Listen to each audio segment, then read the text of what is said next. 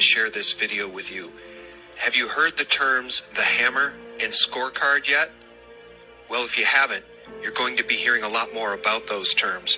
And in fact, at the end of this video, you're going to hear those terms spoken by General Flynn's attorney, Sidney Powell herself. What you're about to see is the single most egregious real-time example of electronic vote fraud maybe ever captured, and it occurred live on CNN. I would ask anyone watching this video to rip it, re-upload it, share it, tweet it, and email it to CNN and to anyone on President Trump's team. The mainstream media and big tech continue to claim there is no evidence of vote or election fraud in this election. And that's because they are co-conspirators in this treason. This is an interview between L. Todd Wood and voter fraud researcher Russell Ramsland. And below this video, I will leave a link to the full interview so you can hear many more examples of electronic vote fraud captured by Russell Ramsland. This is some amazing video that you're seeing from CNN election night. And I want to go back and show you a little bit about this clip. First, I want to explain what's happening in this clip.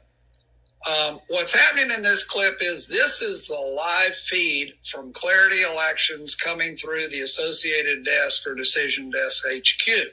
So this is the live feed. You're seeing the database that Clarity has as it gets updated with votes, okay? And right now, and this little ribbon at the bottom, this is generated by CNN, and they update this a second after they get the update from Clarity up here. So let's just look. Right now, Andy Beshear, who is the guy that upset Matt Bevin, the governor at the time, Andy Beshear has 673,948 votes. That ties to what the ribbon from CNN says. Same thing with Matt Bevin, 662,235. 662,235. Now, let me take you through, and real quick, I'm going to run it again. You're going to see, if you're watching just this gold, you're going to see a flash update, and then this guy's face fills the page, and then I'm going to show you what you really missed. So here we go. Watch the gold. The update's coming. Boom, there it updates, and now here's this guy. Now, let me show you what you missed. We're going to drag this back frame by frame. And so here we are before the update, and now I'm going to start walking you forward. Watch the gold. Here comes the update from Clarity. Boom. There it is. So now the update, Andy Beshear, has 674,508 votes. And look down below, Andy Beshear had 673,948. They haven't had a chance to update the ribbon because this is in split seconds we're looking now. So Andy Beshear has just gained 560 votes. That makes sense. That's what happens as more votes come in, right? Let's look at Matt Bevin. He now has 661,675. But look down below. He did have 662,235 at the exact same second that Andy Beshear has gone up 560 votes. Matt Bevin has gone down 560 votes. This is vote switching in the computer. And by the way, between the 560 gain and 560 loss, you have just seen 25% of the loss amount of this race happen in front of your very eyes.